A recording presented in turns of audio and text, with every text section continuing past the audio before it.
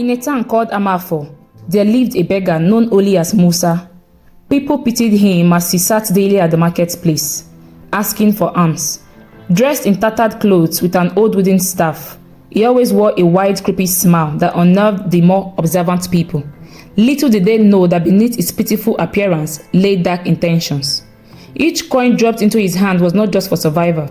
Musa had mastered an ancient charm that allowed him to use people's money to rob them of their fortunes. Many in Amafo, despite working hard, mysteriously found themselves sinking deeper into poverty. The town whispered in confusion, unaware that the beggar's charm was stealing their destiny. As time passed, more people in Amafo found themselves struggling to make ends meet.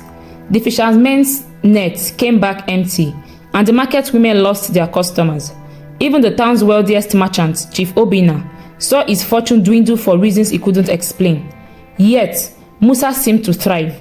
His eyes gleamed brighter, and his smile grew wider as his pot of gold, hidden away, filled up.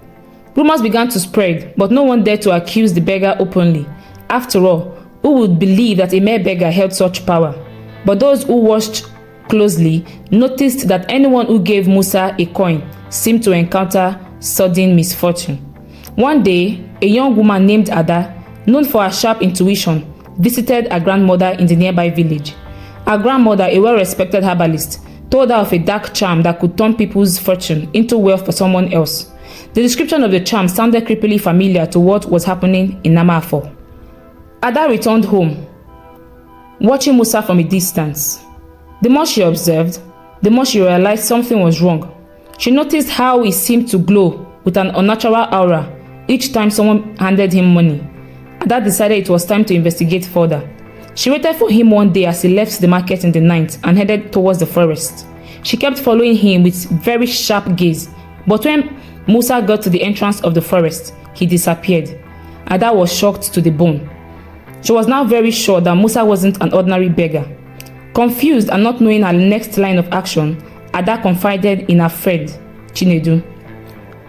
And together they sought to uncover the truth. They followed Musa at a distance, noting how he never seemed to spend the money he received, but disappeared into the forest at night. One day, they decided to follow him into the woods, careful not to be noticed, and as usual, when Musa got to the entrance of the forest, he disappeared. But Chinedu wasn't shocked at all. Instead, he took Ada to the town's native doctor, who gave them some herbs to put in their eyes, and asked them to go to the entrance of the forest during the day, and they would see what no one ever saw there before now. As instructed by the herbalist, both Chinedu and Ada went to the entrance of the forest the next day, while Musa was in his usual begging spot at the market. When they got there, they saw a tiny rope that almost looked invisible, tied to both trees at the entrance of the forest. They untied it and left with it. That night, they followed Musa again, and as he got to the entrance of the forest, he couldn't find the rope that aided his disappearance.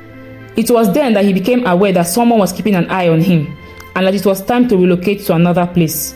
But because of the grease that had blinded him, he decided he would move the next day. But as he entered into the forest, Chinedu and Ada followed closely behind, unnoticed. Deep in the forest, they saw Musa enter a hidden cave. From their hiding place, they watched as he chanted incantations over a pot filled with the coins he had collected that day. The pot shimmered with a bright light, confirming Ada's suspicions. Musa was indeed using dark magic. Ada and Chinedu knew they needed help. They went to the elders of Amafo, sharing what they had discovered. The elders were skeptical but agreed to confront Musa. They gathered a group and approached him the next day at the marketplace. Musa smiled as always, but when the elders began questioning him, his demeanor changed. He denied everything, but the unease in the crowd grew. Chief Obina, who had lost most of his wealth, demanded that Musa prove his innocence by opening his cave. With the townspeople behind them, the elders led Musa to the forest. His reluctance to go only deepened their suspicions. At the cave entrance, Musa hesitated but had no choice when the crowd insisted. As he opened the cave, a foul stench emerged, and inside were piles of gold and some inscriptions on the wall of the misfortune that had befallen everyone in Amafo. The elders gasped in horror. It was clear now, Musa had been stealing their wealth through dark means. The once pitied beggar was nothing but fraud who preyed on their generosity. Exposed and desperate, Musa threw a handful of powder into the air to distract the crowd. In the chaos, he fled into the forest, vanishing before anyone could stop him. The town was left in shock. Though the charm had been broken, the people knew that Musa was still out there, possibly waiting to strike again in another town. Fear spread through Amafo as rumors grew that Musa had escaped with the power to continue his evil ways elsewhere. The town vowed to remain vigilant, but the damage had already been done. The discovery of Musa's evil left a lasting impact on Amafo. People became more cautious with their wealth and whom they trusted. Meanwhile, whispers about Musa's new whereabouts spread. Some said he had gone to a distant town, while others believed he might still be nearby plotting his return.